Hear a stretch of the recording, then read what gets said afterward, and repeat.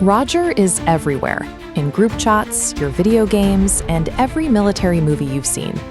We use it as a universal shorthand for okay or a message received. But 80 years ago, radio wasn't this clean. You were dealing with a crackling channel where a single garbled letter could mean the difference between an attack and a retreat. You've probably heard that the word is an acronym: received, order, given, expect results. But that's a linguistic fabrication. It's a myth that gives the word more credit than it actually deserves. Its survival wasn't secret military genius. It was a matter of timing. A few years earlier or later, and this word would have been Robert or Romeo. Roger just happened to be on the chart when the world was listening.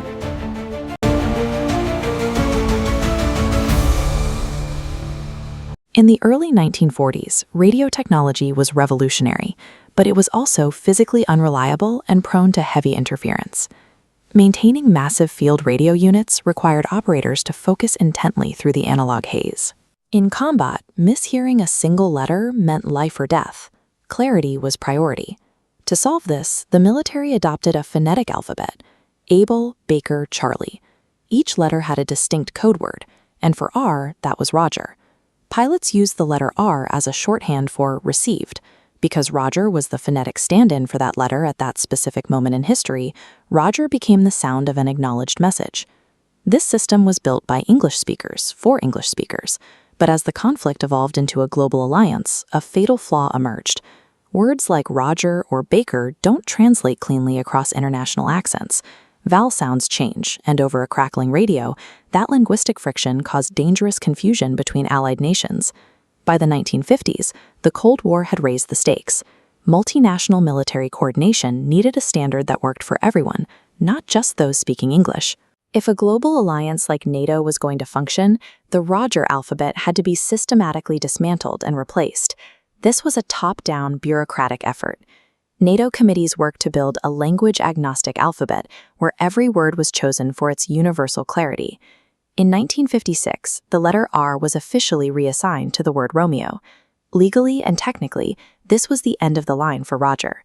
The old code words were retired, filed away with forgotten terms like item and nan, and replaced by the Alpha Bravo system we know today. By 1956, Roger was officially dead, a word retired by the same military system that had created it. But the official execution failed because of a decade of verbal muscle memory. For pilots and radio operators, Roger had stopped being a way to spell a letter. It had become a reflex, the actual sound of an acknowledgement. Inside a high-pressure cockpit, you rely on instinct. Pilots never got the memo, or if they did, they ignored it. Habit proved to be more powerful than the new bureaucratic rules. The word didn't die, it simply jumped. It moved from being an official requirement to an unofficial human habit. That habit might have stayed in the cockpit if not for July 1969. NASA was about to give this retired word the biggest stage in history. During the lunar landing, Capcom Charlie Duke and the mission control team repeatedly used the Roger reflex. To them, it was just the standard sound of a professional radio acknowledgement, but they were broadcasting to hundreds of millions of people. Most viewers were hearing this niche military slang for the first time, delivered with calm authority during the most important broadcast ever made. The moon landing resurrected Roger. It took a term that had been officially discarded and turned it into permanent public vocabulary for the entire planet. Every time you type Roger that today, you are echoing a 1940s spelling trick that was supposed to be obsolete 70 years ago. It is a journey from battlefield clarity to bureaucratic death, and finally to a lunar resurrection. It's a reminder that while we can design our language for precision and standardization, it is often the accidents of human habit and the ghosts of history that define what we actually say.